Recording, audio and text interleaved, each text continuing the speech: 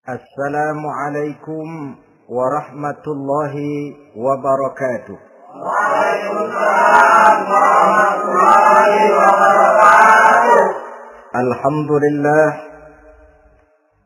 Alhamdulillahil jabbaril qahhar, al-azizil ghaffar, khaliqil jannati wan nar. Wassalatu wassalamu ala sayyidina wa maulana Muhammadinil Mukhtar wa ala alihi wa ashabihil adhar. Amma ba'du. Saudara-saudara kaum muslimin rahimakumullah. Pada pertemuan kali ini kita akan membicarakan tentang neraka dan calon-calon penghuninya. Sesungguhnya kalau kita bicara tentang neraka, artinya kita bicara tentang akhirat. Dan kalau kita bicara tentang akhirat, kita bicara tentang alam gaib yang merupakan salah satu dari rukun iman yang 6, percaya kepada alam gaib. Kalau sudah bicara alam gaib, maka ini di luar batas kemampuan nilai-nilai ilmiah dan di luar batas kemampuan renungan filsafat. Ilmu pengetahuan akan buntu kalau sudah membicarakan alam gaib. Artinya, kehidupan di akhirat itu tidak bisa diteliti secara ilmiah. Filsafat pun akan ngambang kalau sudah membicarakan kehidupan di alam gaib. Karena itu kalau kita kembali kepada logika, jika kita ingin mengerti tentang caranya membuat bangku, kita pergi ke tukang bangku dan bertanya kepadanya. Kita ingin mengerti cara membuat mobil, kita pergi ke tukang mobil, ke bengkel mobil dan bertanya kepada ahlinya. Pun dalam urusan alam gaib, sudah sewajarnya kita kembali kepada penjelasan dari Sang Pencipta alam gaib, yakni Allah Subhanahu wa Ta'ala. Dan melalui kitabullah Al-Quranul Karim, Allah telah menjelaskan masalah-masalah gaib berupa kehidupan di surga dan neraka itu secara jelas dan pasti. Dengan kata lain, di dalam membicarakan tentang neraka ini, yang menjadi dasar daripada pemikiran kita adalah rasa iman kepada Allah Subhanahu wa Ta'ala. Karena soal neraka tidak pernah bisa dibuktikan dengan ilmu pengetahuan. Tidak bisa diselidiki sebab orang yang sudah pulang ke sana pun tidak pernah kembali lagi kemari untuk kita tanya bagaimana hal ihwal keadaan di sana. Saudara-saudara kaum muslimin rahimakumullah. Neraka dalam istilah Quran selalu disebut dengan narun,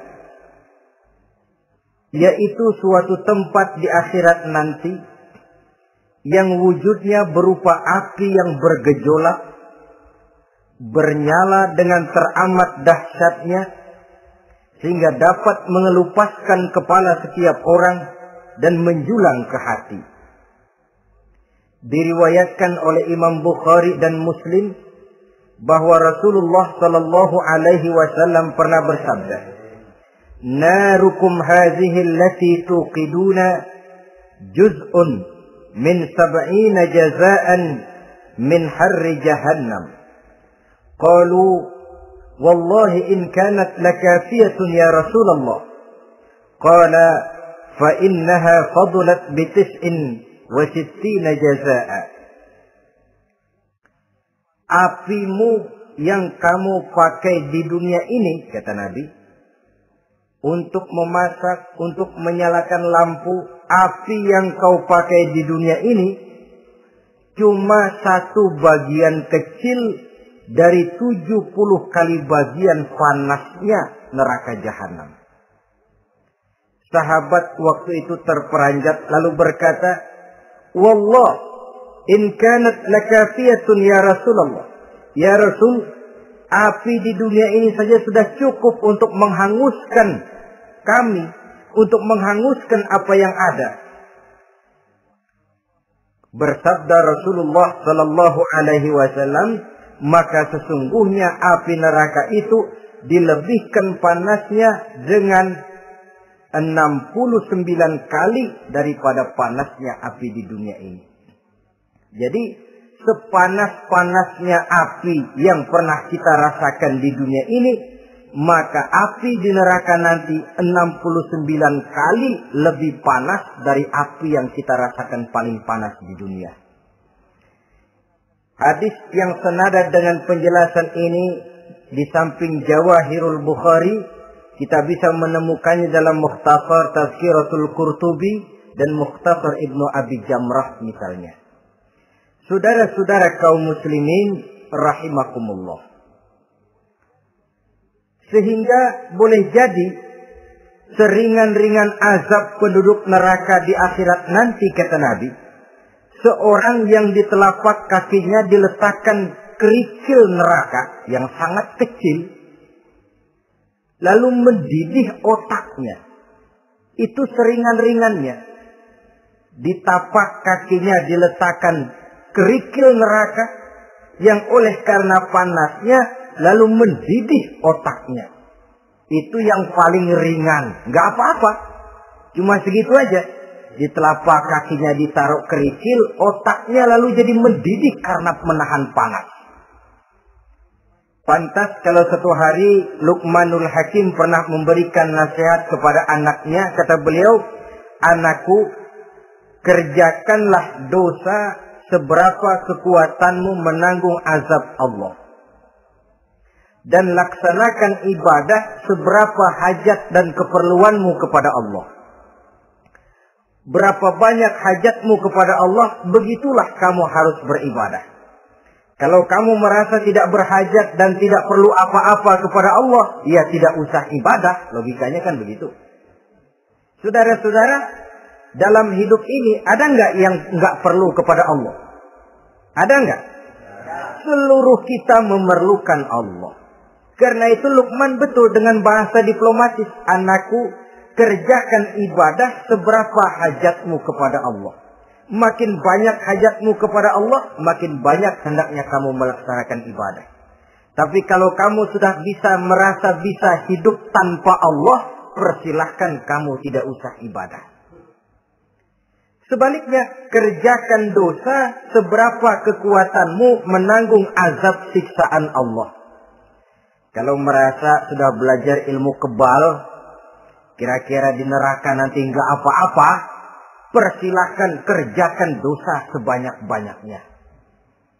Tapi kalau masih berpikir, gua mah jangan dibakar di neraka, nginjek puntung rokok, gua lompat.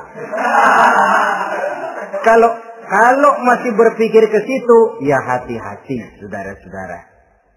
Nah, sebagaimana surga, neraka pun ada pintu-pintunya. Dan yang melalui pintu-pintu itu sesuai dengan dosa yang dia kerjakan pada waktu kehidupannya di dunia ini.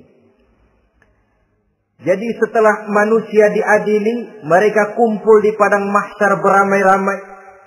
Yang mendapat kitab di tangan kanan, yang selamat dari proses pengadilan, yang sudah nyata lebih banyak kebaikannya daripada kesalahannya, wajah mereka berseri-seri. Tapi yang rapotnya merah, yang timbangannya lebih banyak kejahatannya, mereka mukanya udah pada gulem. Di tengah itulah kedengaran pernyataan dari Allah Subhanahu wa taala. Salamun qaulan min Rabbir Rahim. Ada ucapan selamat dari Allah, Tuhan yang Maha Pengasih dan Maha Penyayang. Salamun alaikum. Selamatlah kamu, wahai orang-orang yang kelak akan sampai ke surga. Yang lulus di pengadilan dapat ucapan selamat dari Allah. Tapi pada saat itu juga Allah mengatakan, wamtazul yawma ayyuhal mujrimun. Pada hari ini, semua orang-orang yang kurang ajar, supaya minggir. Wamtazul yawma ayyuhal mujrimun. Orang-orang yang durjana, kelompok durhaka, para pembuat dosa, misah hari ini, minggir semuanya. Kamu akan digiring ke dalam neraka. Saudara-saudara kaum muslimin rahimakumullah. Baik mereka yang akan menuju surga baik mereka yang akan masuk ke dalam neraka, sama melintasi satu jembatan yang melintang di atas neraka. Dalam surah Maryam ayat 71 dan 72. Walaupun jembatan itu tidak digambarkan secara jelas, tapi kita temukan penjelasan Allah sebagai berikut. Wa inna minkum illa wariduha. Kana ala rabbika hatman maqdiyya. Thumma nunajjil lazina taqaw. Wa nazaru zalimina fiha jasiyya. Saudara-saudara, dan tidak ada setiap orang pun kecuali mereka akan melalui api neraka itu. Adapun orang-orang yang bertakwa, mereka diselamatkan oleh Allah. Sedangkan orang-orang yang zalim, mereka terlempar ke dalam jurang neraka. Nah, itu yang dinamakan dengan sirat. Ada memang riwayat menjelaskan bahwa sirat itu kecilnya seperti rambut dibelah 7, tajamnya lebih tajam dari mata pedang.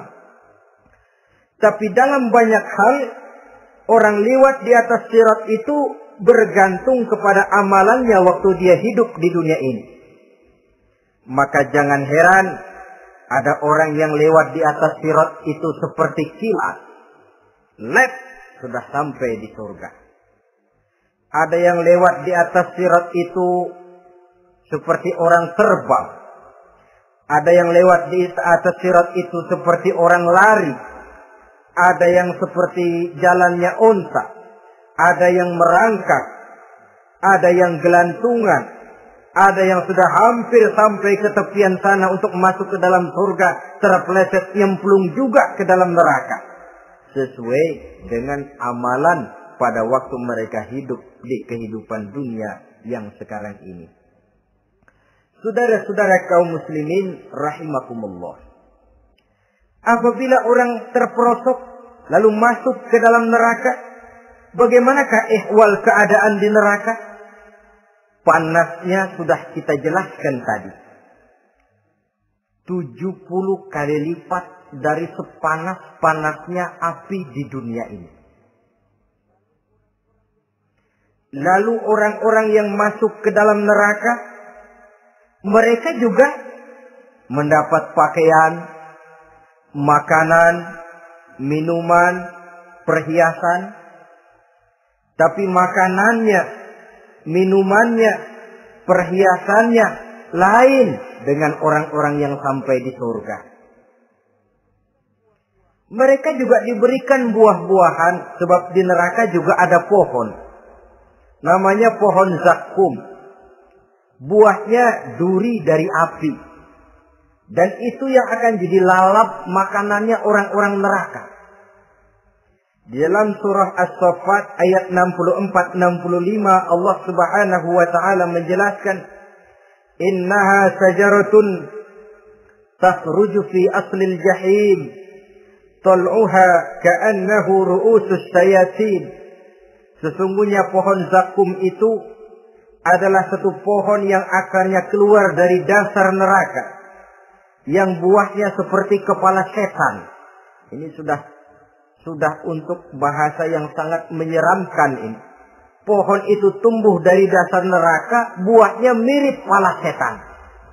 Itu akan dijadikan makanannya orang-orang yang ada di dalam neraka.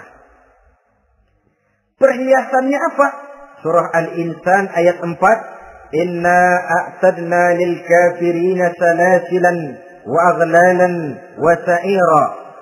Sesungguhnya kami sediakan bagi orang-orang kafir itu di dalam neraka segala macam rantai, cambuk-cambuk dan belenggu-belenggu neraka, terbuat dari api neraka, siap untuk merantai, membelenggu dan mencambuk mereka.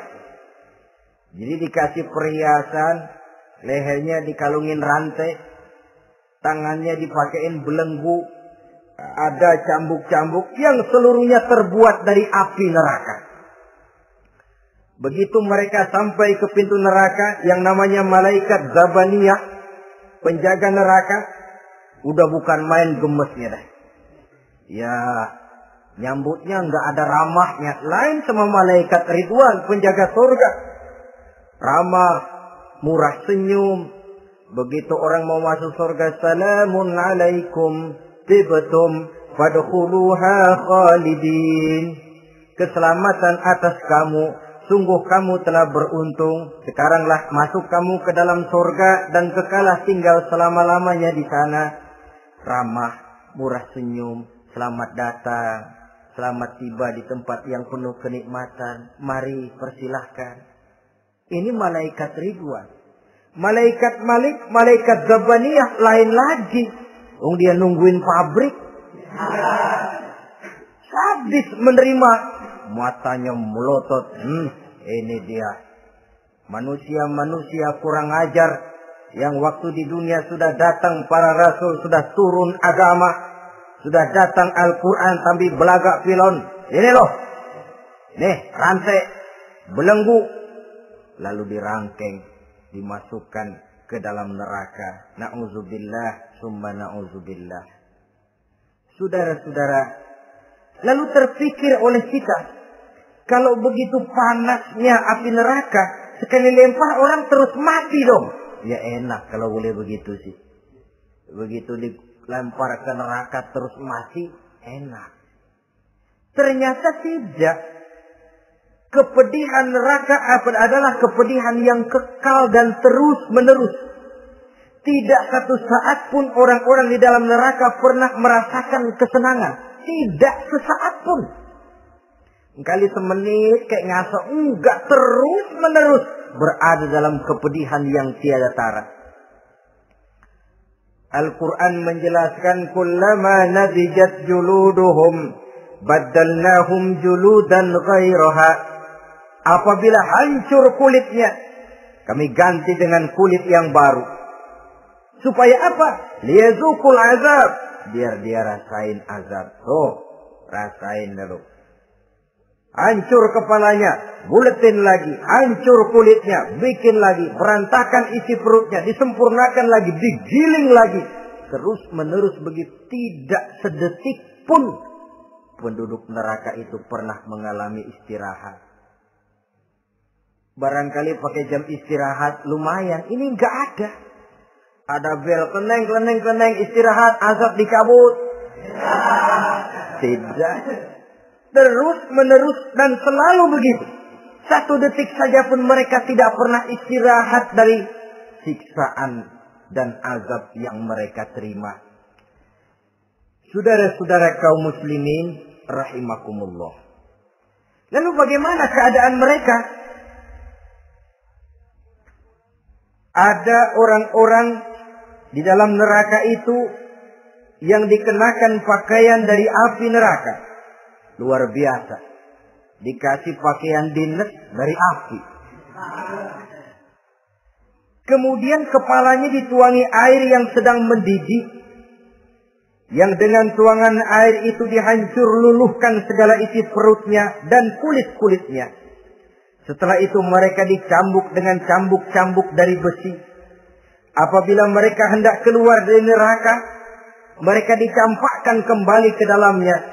Dan dikatakan kepada mereka, rasakan siksaan yang membakar ini.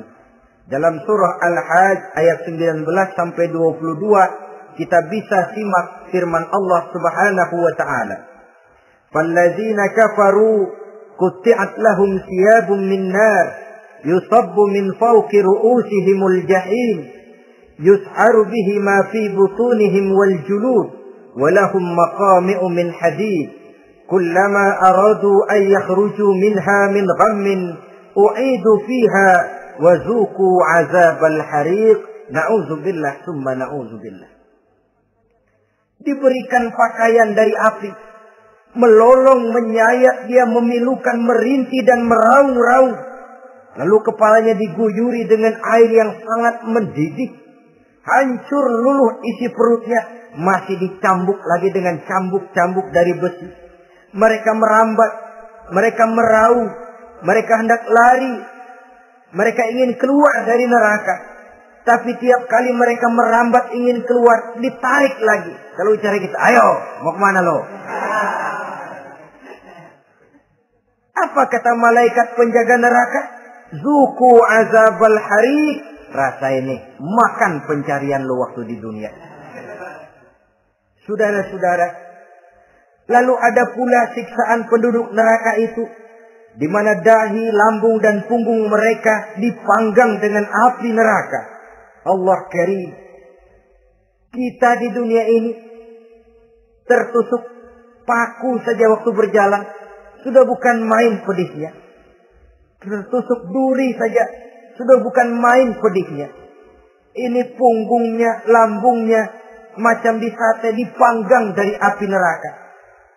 Dalam At-Taubah ayat 35, kita temukan firman Allah, fi nari jahannama fatukwa biha ibahuhum wa junubuhum wa zuhuruhum. Na'udzubillah summa na'udzubillah. Kemudian ada pula penduduk neraka itu yang disiksa, lehernya diikat dengan rantai. Mereka spontan diseret-seret dengan sekeras-kerasnya dan dilemparkan ke dalam lautan air yang sedang mendidih. Kemudian mereka dibakar dalam api yang bergejolak dan menyala-nyala. Pada surah Al-Mu'min ayat 71 dan 72, Allah Subhanahu wa taala menjelaskan, izil aghlalu fi a'nakihim wassalasil yushabuna fil hamim thumma fil nari yusjarun. Ketika belenggu dan rantai dipasang di leher mereka supaya mereka diseret ke dalam air yang sangat panas, kemudian mereka dibakar dalam api. Ada lagi penduduk neraka yang dipegang jambulnya lalu diseret ke tengah-tengah neraka, kemudian kepalanya digerujuki dengan air yang mendidih seperti yang dijelaskan dalam surah Ad-Dukhan ayat 47 dan 49. Pendeknya, azab dan siksaan neraka itu sesuailah dengan amalan dosa yang dikerjakan manusia pada waktu kehidupan di dunia ini. Maka dalam puncak perjalanan Mi'raj misalnya, kepada Rasulullah sallallahu alaihi wasallam diberikan berbagai macam penglihatan sebagai contoh dan tamsil dari kehidupan di dunia ini. Sejak dari penglihatan di jalan sampai kepada penglihatan surga dengan segala kenikmatannya dan neraka dengan seluruh azabnya, seluruhnya merupakan contoh teladan. Misalnya dalam perjalanan ketika hendak Mi'raj itu, sebelum berangkat Rasul disodorkan 2 minuman. Segelas berisi arak, segelas lagi berisi susu. Kata malaikat Jibril, ambillah salah satu minuman itu ya Muhammad. Lalu Rasul dengan tidak ragu-ragu, mantap betul beliau mengambil gelas yang berisi susu. Lalu beliau minum. Setelah beliau minum itu, malaikat Jibril berkata, Shaddaqta ya Muhammad. Engkau telah benar Muhammad. Laqad asabtal haqq. Pilihanmu tepat. Kenapa ya Jibril? Untung susu yang kamu minum Muhammad. Kalau arak yang kamu ambil, pasti umatmu bakal jadi umat yang teler semua. Ini pun satu contoh buat kita semua, bahwa dalam kehidupan kita selalu berhadapan dengan susu dan arak, berhadapan dengan hak dan batil, berhadapan dengan benar dan salah. Maka hati-hati kita jangan sampai salah pilih karenanya. Lalu yang ada kaitannya dengan persoalan kita, penglihatan yang diberikan Allah kepada beliau di neraka. Beliau melihat sekelompok orang dilontari kepalanya dengan batu dari api neraka. Tiap kali dilontari kepala itu hancur berkeping-keping, berantakan otaknya. Lalu dibulatkan kembali. Setelah kepala itu bulat kembali, disambitin lagi. Menjerit, meraung, merintih kesakitan, hancur kepalanya, berantakan otaknya. Lalu dibulatkan lagi, terus menerus begitu, tidak pernah berhenti. Sampai Rasul bertanya, ya Jibril, ini orang kenapa kepalanya dilontari dengan api neraka sampai hancur lalu dibulatkan kembali? Kata malaikat Jibril, ya Muhammad, itulah contoh daripada umatmu yang berat untuk sujud kepada Allah Tuhannya. Itulah contoh dari umatmu yang waktu hidup di dunianya tidak pernah mendirikan sholat sama sekali. Sombong yang paling sombong adalah sombong kepada Allah. Artinya tidak mau sujud kepada Sang Maha Penciptanya. Jadi barangkali saudara punya cita-cita atau keinginan, saya mau yang ini saja, persilahkan, gak usah sembahyang. Lalu ada lagi sekelompok kaum, perutnya besar, sebesar rumah, dililit dengan kala dan ular dari api neraka, diseret-seret dia di jurang neraka, dipatoki ular, hancur perutnya, dibulatkan lagi perut itu, diseret kembali, hancur lagi, dibulatkan lagi, terus menerus seperti itu. Kata Nabi, ya Jibril, ini apa lagi?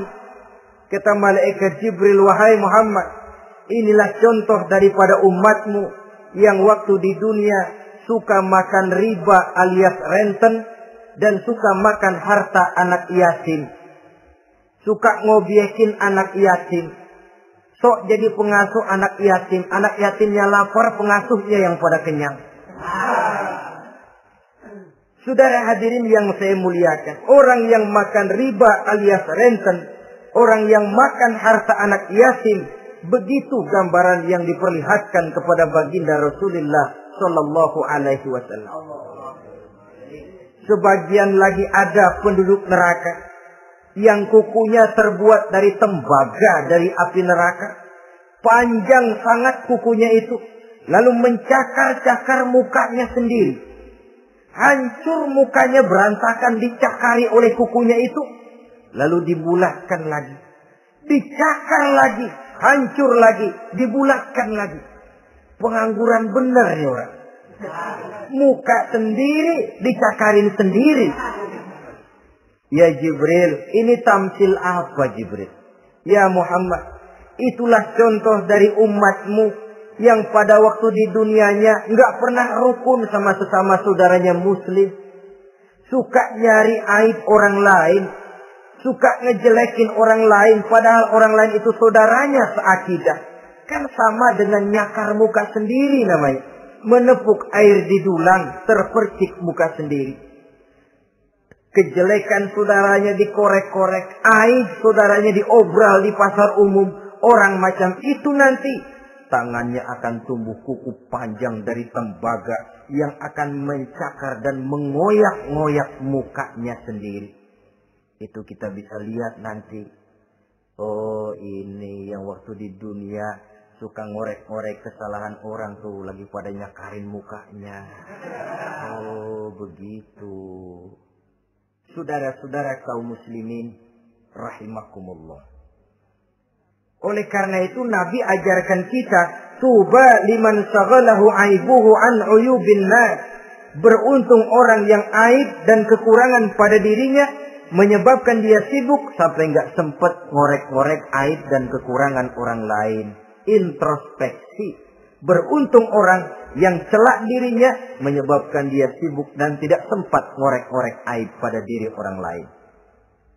Ada pula di antaranya dilihat oleh Rasul, di antara penduduk neraka itu orang yang lidahnya terjulur memanjang, kemudian dipotong lidah itu dengan gunting dari api neraka, menjerit dan memekik ia menahan sakit yang tiada tara, sampai Rasul bertanya kepada malaikat Jibril, kalau ini tamsil apa lagi ya Jibril?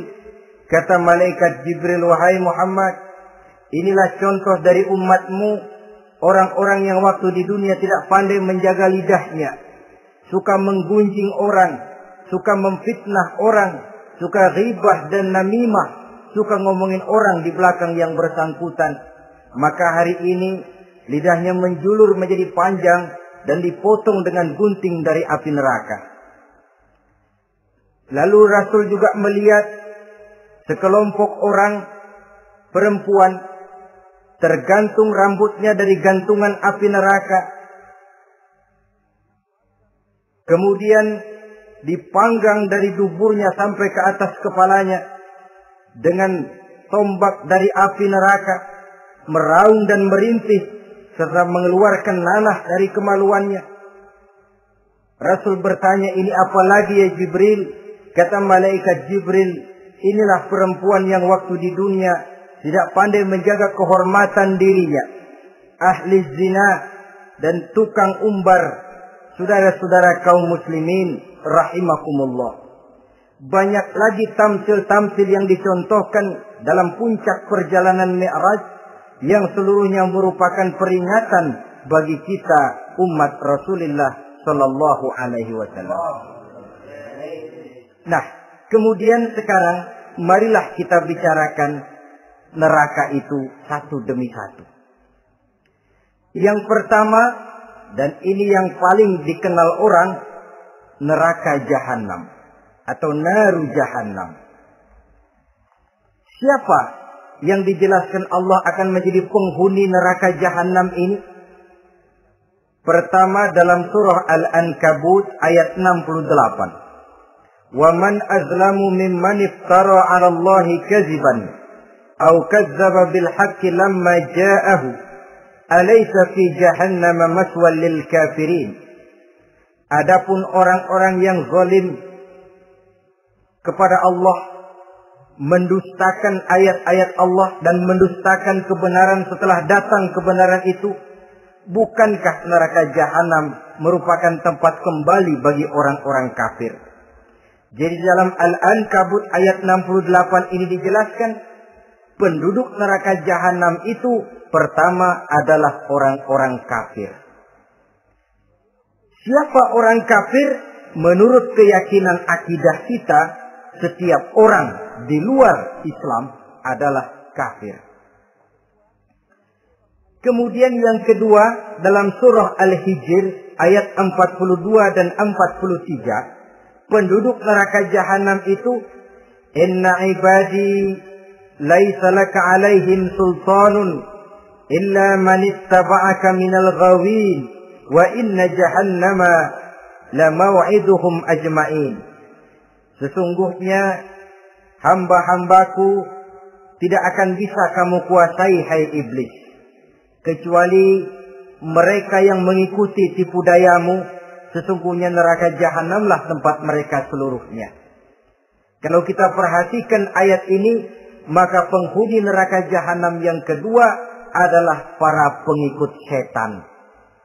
Para pengikut setan dengan seluruh ajaran-ajaran yang dilancarkan oleh setan. Padahal pada saat hendak masuk neraka, setan jelas cuci tangan.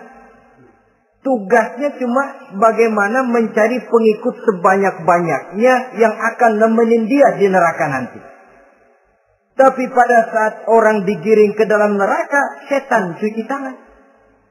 Mungkin orang menuntut, setan, gue ngikutin lu, sekarang kenapa jadi kemari? Nah, gue bilang juga apa?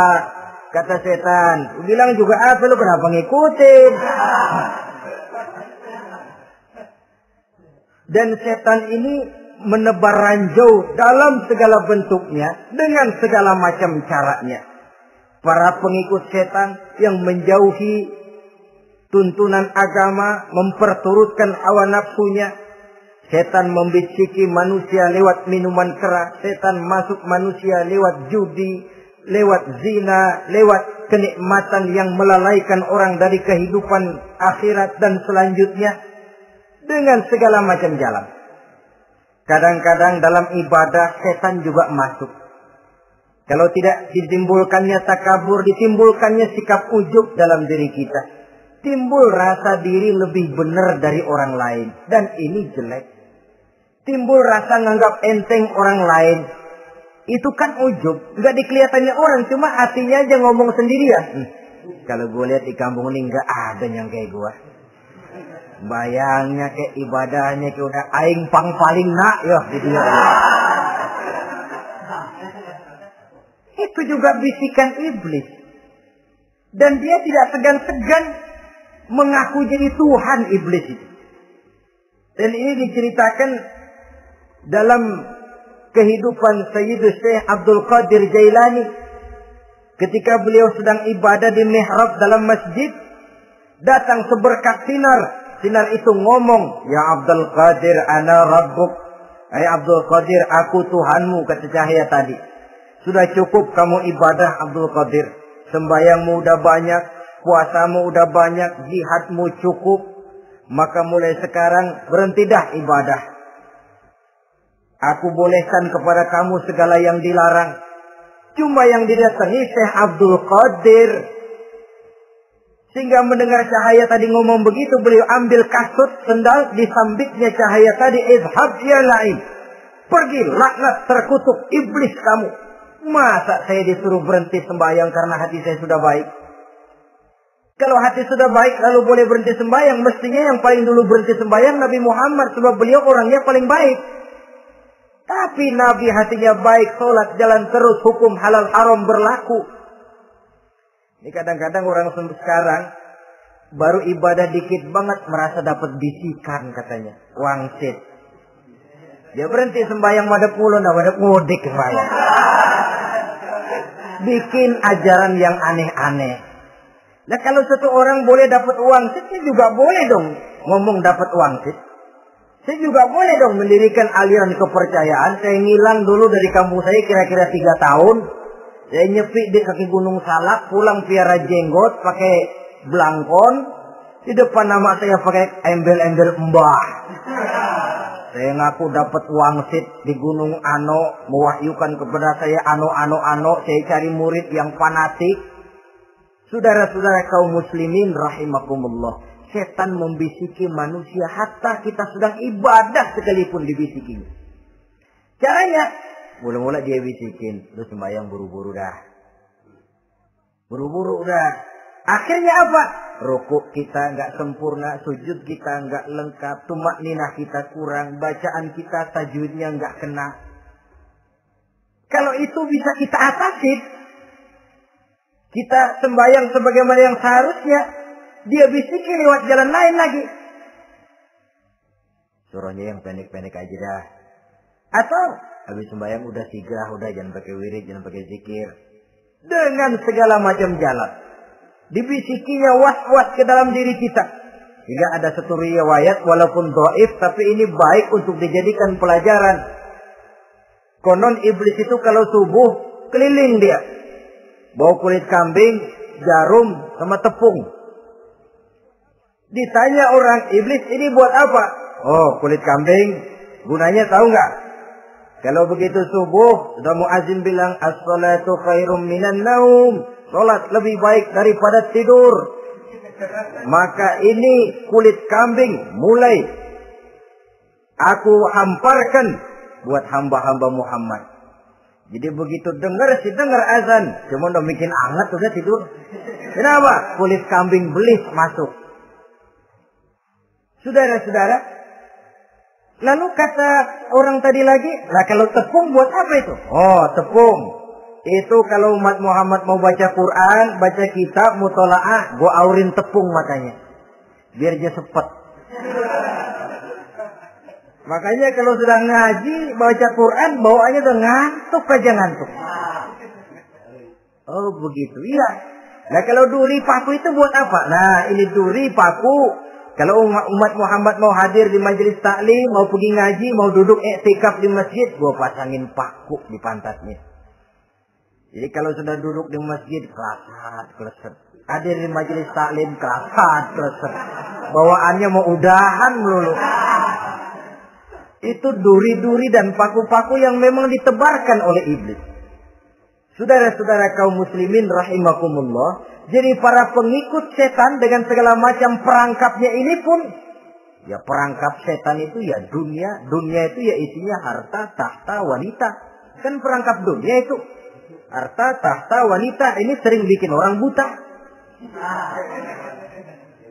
Perangkap dunia. Dan merupakan perangkap setan sekaligus. Nah, yang ketiga, penghuni neraka jahanam adalah para pembuat dosa, orang-orang yang durhaka. Dalam Thaha ayat 74 Allah menjelaskan, "Innahu may ya'ti rabbahu mujriman fa inna lahu jahannam." Sesungguhnya orang-orang yang datang menghadap Allah dengan berlumuran dosa, maka sesungguhnya bagi mereka adalah neraka jahanam. Dan yang keempat, penghuni neraka jahanam orang yang kufur nikmat. Tidak cuma kufur iman, tapi kufur nikmat bisa menyebabkan orang masuk neraka jahanam.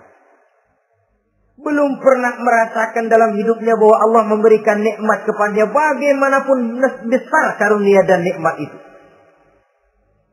Dalam surah Ibrahim ayat 28-29 Allah menjelaskan, alam tara ilal ladzina baddalu ni'matallahi kufran wa ahallu qaumahum darul bawar jahannama yaslaunaha wa bi'sal qarar.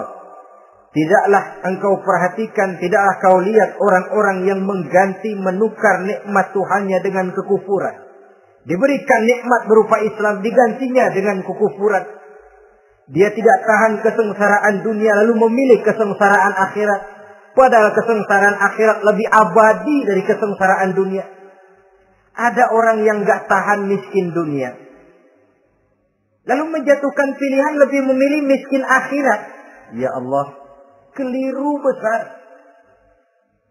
Karena nggak tahan hidup miskin di dunia, ada yang nawarin ngasih supermi 3 bungkus, iman helap. Ada yang ngasih beras, pindah agama. Ada yang bawain pakaian bekas, tukar akidah, pindah iman. Innalillah. Ditukar kemiskinan dunia dengan kemiskinan akhirat. Padahal kemiskinan dunia berapa tahun? Setahun umur manusia. Sepanjang-panjang umur orang sekarang kan. 100 tahun udah jarang umur orang sekarang. 70 aja udah cakep tuh. Sebenarnya kalau 70 tuh ada jatah lebih tuh, 7 tahun. Toh kalau ikut Nabi 63 tahun kan, Nabi wafat. Kalau kita sudah umur 70 tuh ada jatah ekstra 7 tahun. Oh ya, dimanfaatkan baik-baik mestinya. Taruhlah kemiskinan dunia, bagaimanapun melaratnya dunia, bagaimanapun sengsaranya dunia, cuma sebatas umur kita. Tapi kalau nikmat Islam ini harus kita tukar dengan yang lain. Baddalu ni'matallahi kufran. Menukar, mengganti nikmat yang diberikan Allah dengan kekufuran. Artinya kita menukar kemiskinan sementara dan kita memilih kesengsaraan dan kemiskinan abadi. Di akhirat kita miskin, di neraka kita miskin, miskin abadi.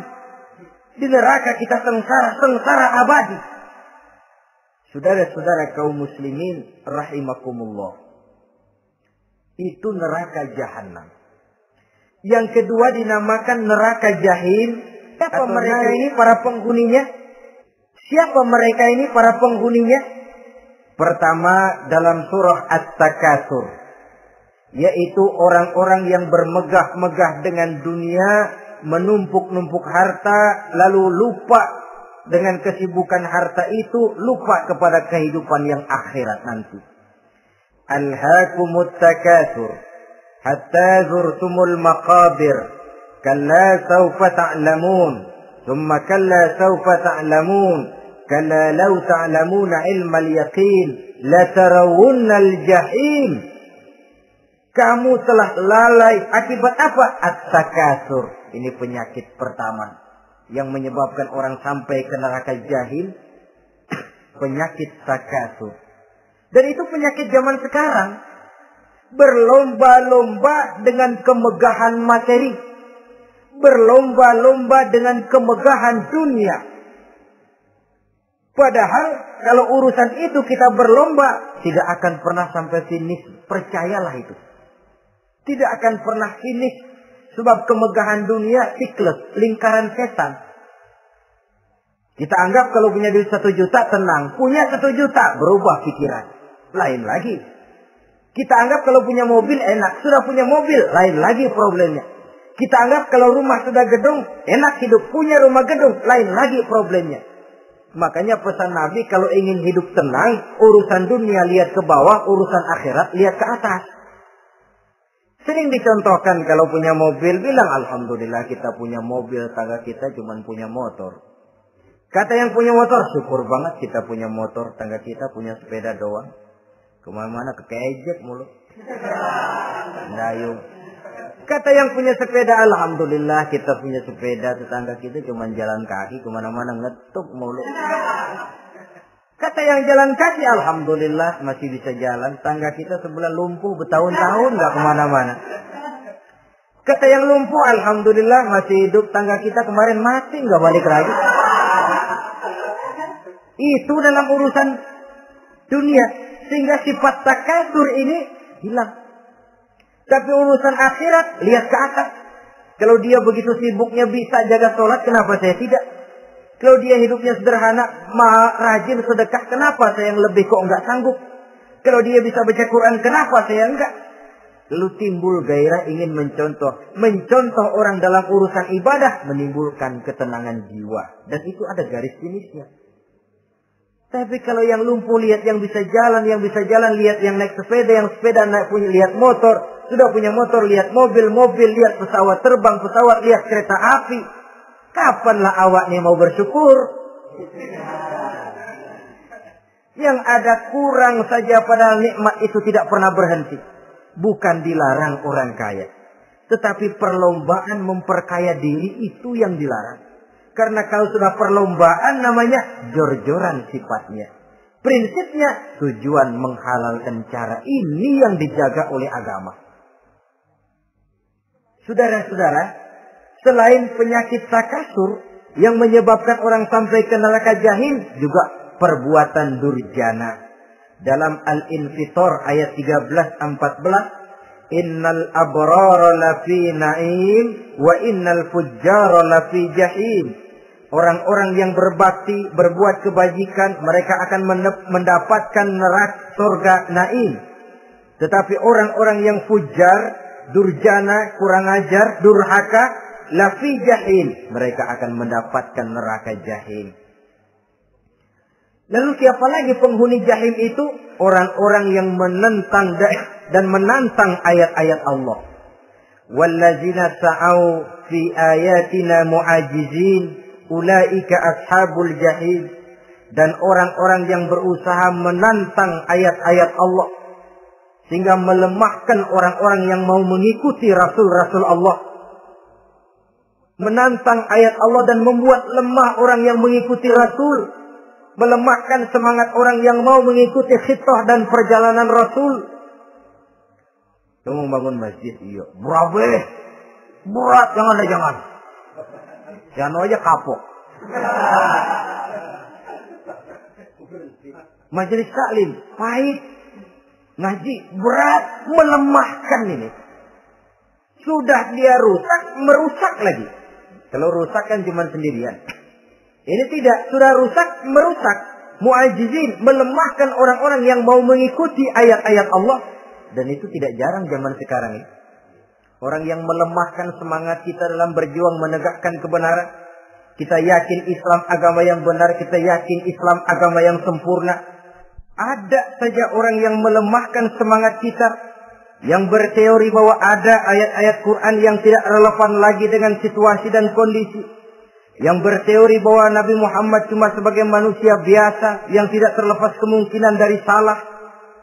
Pendeknya melemahkan nilai-nilai semangat kita untuk memperjuangkan Islam ini. Ini pun termasuk mu'ajizin. Mereka akan menemukan nanti di akhirat kapling di dalam neraka yang dinamakan neraka jahim. Na'udzubillah summa na'udzubillah.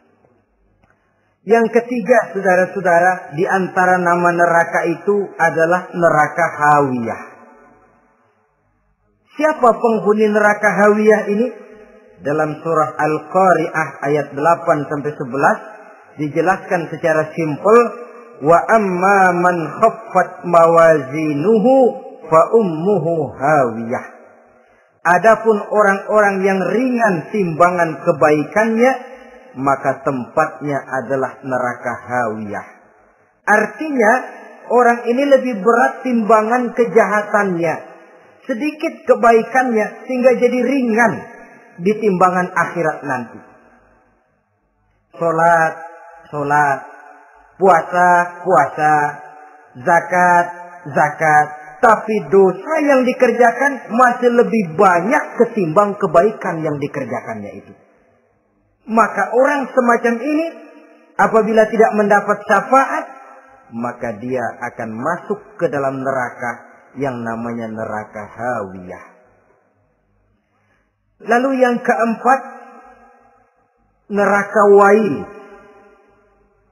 Dalam surah Al-Ma'un ayat 1-7 garis besarnya yang mendapat neraka wail adalah para pendusta agama. Siapa sih pendusta agama itu? Ara'aita allazi yukazzibu bid-din? Tidakkah kamu lihat siapa orang-orang yang mendustakan agama? Mendustakan agama, beragama tapi bohong, sholatnya bohong, hajinya bohong, puasanya bohong, mendustakan agama. Siapa mereka? Fadzalikal ladzi yad'ul yatim. Pertama, orang yang suka menghardik anak yatim.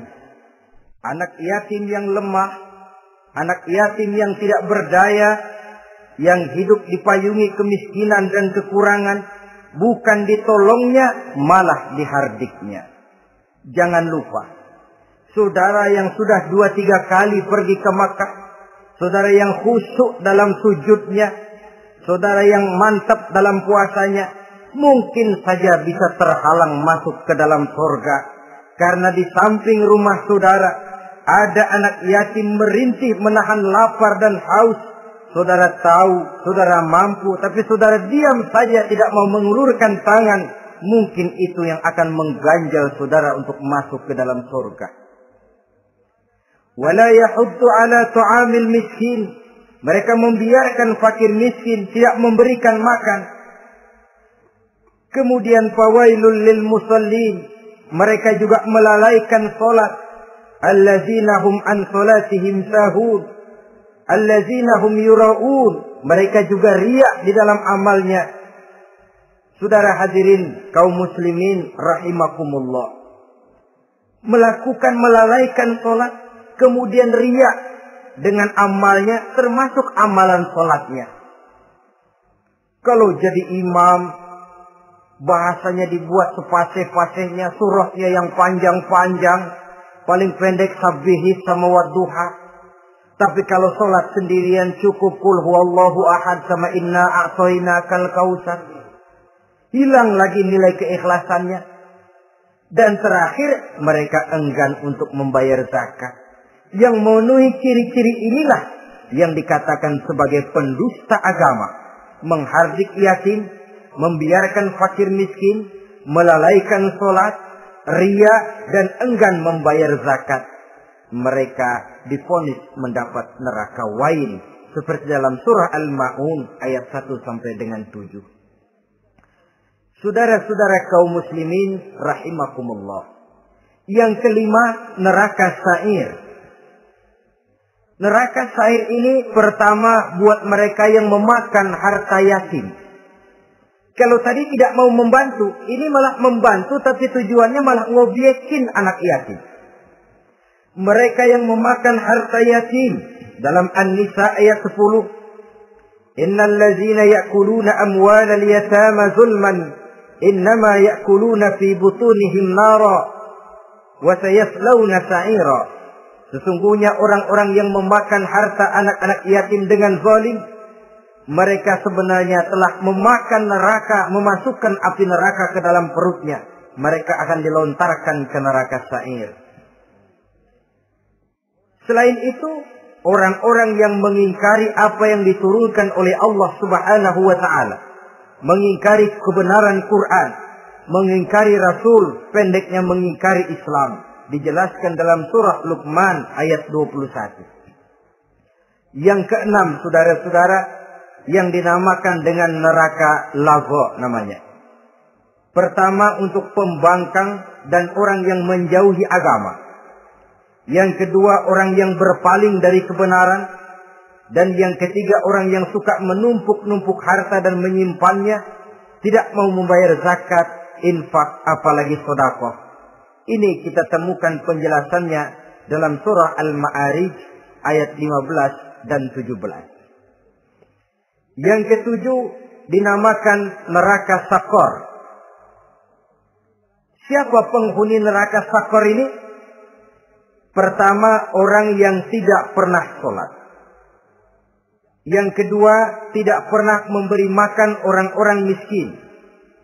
Yang ketiga, ahli membicarakan yang batil. Strategis betul dia, ulung kalau sudah mengatur kebatilan.